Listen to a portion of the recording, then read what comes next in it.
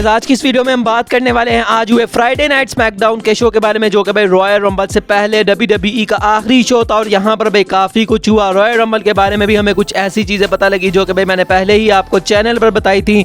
तो ठीक ठाक सही ये शो था। तो दोस्तों अब देर किए बगैर इस शो की रिव्यू को शुरू करते हैं। तो इस शो की स्टार्टिंग हमें देखने को मिलती है दोस्तों ब्लड लाइन से, जो कि बैक से आ रहे थे, मतलब जिमी उसो, जे उसो, और साथ में यहाँ पर जो सैमी ज़ैन है भाई वो यहाँ पर छुप के आए होते हैं और जे उसो से वो मिलते हैं। और यहाँ पर सैमी ज़ैन को वो कहते हैं कि भाई तुम यहाँ पर क्या कर रहे हो, तुम्हें ट्राइबल चीफ ने कहा था कि भाई तुम फ्राइडे नाइट स्मैकडाउन में मुझे नजर नहीं आने चाहिए। तो यहाँ पर जो सैमी ज़ैन है वो यहाँ पर कहते हैं कि भाई मैं जो है वो बस जा रहा हूँ, मैं बस तुमसे ये कहने आया हूँ कि भाई जो कुछ तुमने मंडे नाइट रॉ पे किया उसके बाद भाई तुम्हें जब भी मेरी मदद की ज़रूरत पड़ेगी तो भाई मैं तुम्हारे लिए हाजिर हूँ। तो इस तरह से वो जो है वहाँ से चले जाते हैं। उसके बाद दोस्तों हमें मैच देखने को मिलता है between Rey Mysterio and carrion cross. अब इस मैच से भाई मेरी उम्मीदें थोड़ी सी ज़्यादा थी। मुझे लगा था कि भाई शायद कुछ यहाँ पर इंटरेस्टिंग एलिमेंट WWE डाल सकती है, लेकिन भाई यहाँ पर कुछ भी नहीं डाला। मैच की एंडिंग में रोल अप के सहारे से यहाँ पर जो रे मिस्टीरियो हैं उन्होंने कैरियन क्रॉस को हरा दिया है। तो अब पता नहीं इनकी स्टोरी लाइन का आगे क्या होगा।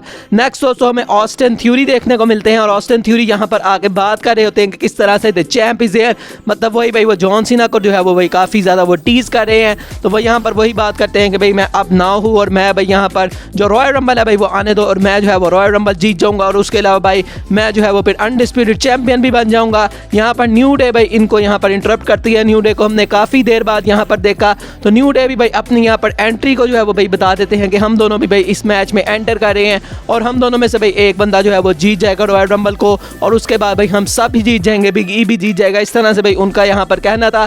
तो भाई इन सबको यहाँ पर इंटरप्ट करने के लिए मिस भी आते हैं, क्योंकि भाई ऑस्टिन थ्यूरी कहते हैं कि मैं सबसे ज़्यादा मेन अट्रैक्शन हूँ और हमें पता है कि मिस अपने आप को मेन अट्रैक्शन कहते हैं। तो वो यहाँ पर आके बात करते हैं कि भाई जितनी तेरी उम्र है ना उतना मेरा तजुर्बा है।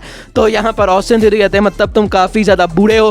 तो बहरहाल इनके दरमियान यही जो है मतलब बातचीत वगैरह चल रही होती है। तो भाई यहाँ पर जो मिस और ऑस्टिन थ्यूरी हैं उन्होंने यहाँ पर न्यू डे के ऊपर अटैक कर दिया। जी हाँ, तो यहाँ पर अटैक उनका थोड़ी देर जो है वो चलता है और ये सब कुछ इसलिए सेटअप किया गया था क्योंकि दोस्तों यहाँ पर आने वाले थे हमारे ऑल माइटी बॉबी लैशली। तो बॉबी लैशली यहाँ पर भाई रिंग में आते हैं। तो ऐसा लगता है कि शायद भाई वो सिर्फ हील सुपरस्टार्स के ऊपर अटैक करेंगे, लेकिन भाई उन्होंने भी वही चीज़ की जो कि भाई हमें ब्रॉक लेसनर करते हुए दिखाई देते हैं। उन्होंने ना सिर्फ मिज और ऑस्टिन थ्यूरी को बल्कि जो न्यू डे है भाई उनके बंदों को भी यहाँ पर जो है वो तोड़ फोड़ के रख दिया। और उसके बाद भाई वो माइक्रोफोन पकड़ के कहते हैं कि भाई मैं जो है मतलब जो ब्रॉक लेसनर है भाई उसने मेरे साथ अच्छा नहीं किया जो भी उसने मंडे नाइट रॉ पर किया, और भाई मैं जो है वो सबको तोड़ फोड़ के रख दूंगा जब तक मुझे भाई ब्रॉक लेसनर के सामने एक मैच नहीं मिलेगा। तो यहाँ पर भाई पीछे से उनके ऊपर अटैक कर देते हैं ब्रॉक लेसनर। तो यहाँ पर ब्रॉक लेसनर ने भाई फिर से आके F5 जड़ दिया यहाँ पर बॉबी लैशली को और बॉबी लैशली भाई कुछ भी नहीं कर सके। और उसके बाद भाई जो ब्रॉक लेसनर है उन्होंने अपनी एंट्री भी बता दी कि वो भी रॉयल रंबल में आ रहे हैं, जो कि भाई मैंने पहले ही आपको चैनल पर बता दिया था। तो अब भाई ब्रॉक लेसनर और बॉबी लैशली दोनों ही हमें रॉयल रंबल मैच में देखने को मिलने वाले हैं। तो अब इन दोनों की जो भाई स्टोरी लाइन होगी और जो भी इनकी बुकिंग होगी रॉयल रंबल में उसको देखने में काफ़ी ज़्यादा मजा आएगा। उसके बाद दोस्तों हमें मैच देखने को मिलने वाला था between Drew McIntyre, Sheamus and hetero, जो कि भाई टैग टीम चैंपियनशिप्स के लिए जो टूर्नामेंट है भाई उसका सेमीफाइनल था। और अभी इससे पहले के ड्रू मैकिंटायर और शेमस रिंग में आए भाई यहाँ पर जो वाइकिंग रेडर्स है उन्होंने यहाँ पर आके ब्रूटली अटैक कर दिया दोनों को। भाई वो जो बैरिकेड होते हैं भाई वहाँ पर दोनों को भाई तोड़ फोड़ के यहाँ पे रख दिया। और यहाँ पर हमें दिखाया जाता है कि भाई ड्यूरिंग कमर्शियल जो हमारे शेमस और ड्रू मैकिंटायर हैं भाई वो कहते हैं कि भाई हमें नहीं मैच लड़ना कोई भी, हमें बस वाइकिंग रेडर चाहिए, और वो यहाँ रिंग से चले जाते हैं। तो यहाँ पर जो एडम पियर्स है भाई वो यहाँ पर आते हैं और वो कहते हैं कि भाई जो शेमस और मैकिंटायर हैं वो ऑफिशियली इस मतलब टूर्नामेंट से उन्होंने अपने आप को आउट कर लिया है क्योंकि भाई उनको मजीद नहीं लड़ना। तो यहाँ पर भाई जो हिट्रो है वो कहते हैं ठीक है भाई फिर हमें जो है वो ये मैच जिता दिया जाए। तो यहाँ पर जो एडम पियर्स है वो कहते हैं कि नहीं भाई इस तरह से नहीं होने वाला, किसी को डायरेक्ट समय मतलब जो फाइनल है भाई वहाँ पर नहीं पहुँचाया जाएगा। तो यहाँ पर भाई एक नई टीम आती है और वो होती है दोस्तों ब्रॉन स्ट्रोमन एंड रिकोशे की, जिनको हम भाई काफ़ी देर से देख रहे हैं कि भाई वो दोनों सेम पेज पर हैं। तो भाई यहाँ पर इन दोनों की टीम बना दी जाती है और हिट्रो के साथ इनका मैच होता है। और जाहिर सी बात है भाई ये जो ब्रॉन स्ट्रोमन और रिकोशे हैं भाई इनकी टीम नई बनाई गई है और अभी फिलहाल इसमें फैंस थोड़े भाई इन्वेस्टेड भी नजर आ रहे हैं। तो इस मैच में हम देखते हैं कि भाई इस टीम को जो है वो विक्ट्री मिल जाती है और ये भाई फाइनल्स में पहुंच चुके हैं। नेक्स्ट दोस्तों हमें केविन ओवेंस भी बैक से देखने को मिलते हैं और उनसे पूछा जाता है कि भाई तुमने ये चीज़ क्यों की, मतलब कि तुम्हारा कल मैच होने वाला है तो फिर तुमने आज भाई सोलो सिकोआ के साथ क्यों पंगा ले लिया। तो यहाँ पर वो कहते हैं कि भाई क्योंकि मैं चैंपियनशिप जीतना चाहता हूँ और और मुझे पता है कि भाई मैंने 2 साल पहले भी ये चीज़ जीत जानी थी, लेकिन भाई वहाँ पर ब्लड लाइन की वजह से मैं नहीं कर सका।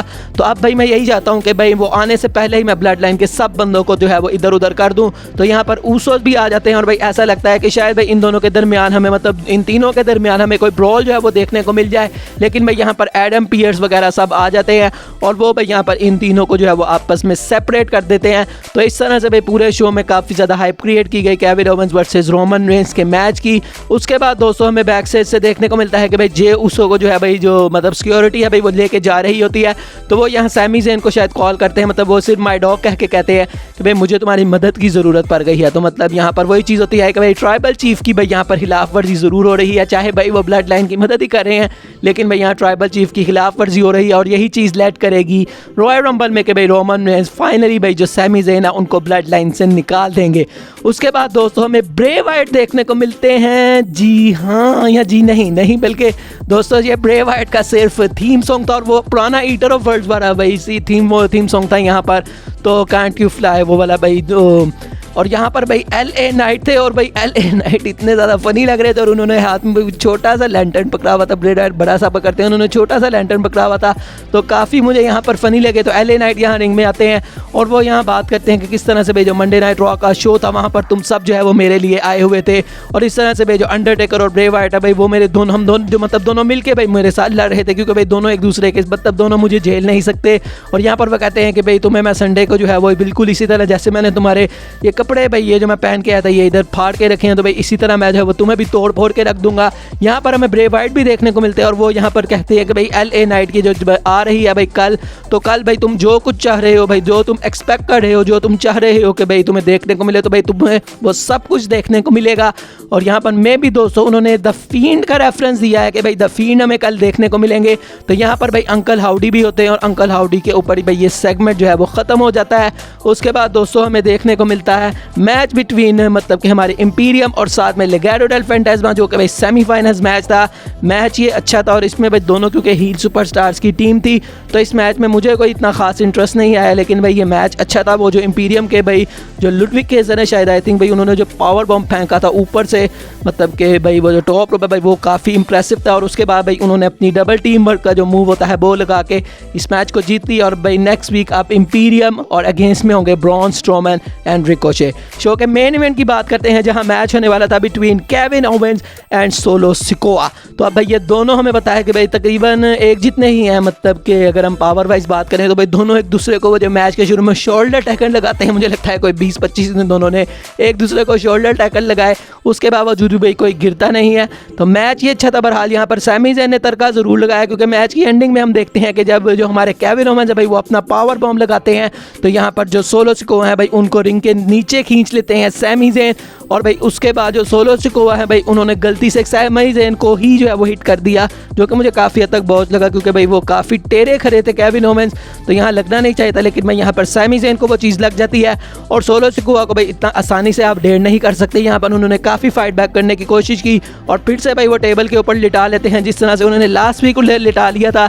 लेकिन भाई इस दफ़ा जो केविन ओवेंस है वो यहाँ पर तैयार होके आए हुए थे, तो इस बार भाई उन्होंने किसी तरह से जो है वो उसको नेगलेक्ट किया और उसके बाद भाई पॉप अप पावर बॉम्ब भी दे दिया उन्होंने टेबल के ऊपर। लेकिन भाई पता नहीं अब वो टेबल आज लगता है कुछ ज़्यादा ही उन्होंने मजबूत बनाई हुई थी, तो यहाँ पर टेबल नहीं टूटती। उसके बाद दोस्तों जो केविन ओवेंस है वो यहाँ पर स्टील चेयर पकड़ लेते हैं और ऐसा लगता है कि वो सैमी ज़ेन के ऊपर अटैक करने वाले हैं। तो वो यहाँ पर कहते हैं कि नहीं भाई मैं तुम्हारे ऊपर अटैक नहीं करूँगा, तुम बस देखते जाओ कि मैं करता क्या हूँ। तो यहाँ पर भाई वो जो स्टील चेयर है उससे अटैक कर देते हैं सोलो सिकोआ को, और सोलो सिकोआ भाई वहाँ पर ऑडियंस में चले जाते हैं, मतलब वहाँ पे उसमें गिर जाते हैं। और उसके बाद भाई वो यहाँ से भाग जाते हैं और भाई जो केविन ओवेंस है वो चेयर छोड़ के चले जाते हैं वहाँ पर सैमी ज़ेन के पास। और उसके बाद भाई वो अपनी बैक टर्न करके जो है वो जा रहे होते हैं काफ़ी स्लोली। और भाई जो सैमी ज़ेन है उन्होंने कोई भी एक्शन नहीं लिया, वो वहीं पर जो है वो बैठे रहते हैं चेयर के पास, लेकिन उन्होंने भाई चेयर पकड़ के यहाँ पर अटैक नहीं किया। तो ये चीज़ भाई लेट कर सकती है कि जो रोमन रेंस है वो कहे कि हाँ भाई तुम्हारे पास इतना अच्छा जो है वो मौका था कि जो केविन ओवेंस है भाई वो जा नहीं रहा था, वो आराम से जा रहा था, तुमने क्यों वहाँ पर जाके अटैक नहीं किया। तो भाई अब ये चीज़ देखने के लिए मैं काफ़ी ज़्यादा एक्साइटेड हूँ कि भाई किस तरह से जो मतलब रोमन रेंज है भाई वो जो हमारे सैमीज हैं ना भाई उनको ब्लड लाइन से निकालेंगे। तो भाई इस स्टोरी लाइन के लिए अब मैं काफ़ी ज़्यादा एक्साइटेड हूँ। बाकी दोस्तों आज शाम को एक और वीडियो भी आएगी जहाँ पर भाई हम बात करने वाले हैं कि रॉयल रंबल में 30 नंबर पर कौन जो है वो आ सकता है। तो आप इसको भी भाई जाके ज़रूर चेकआउट करें। बहरहाल आज की वीडियो यही तक थी, अच्छी लगी तो लाइक कीजिएगा, चैनल को सब्सक्राइब कीजिएगा। मिलेंगे नेक्स्ट वीडियो में। अल्लाह हाफिज़।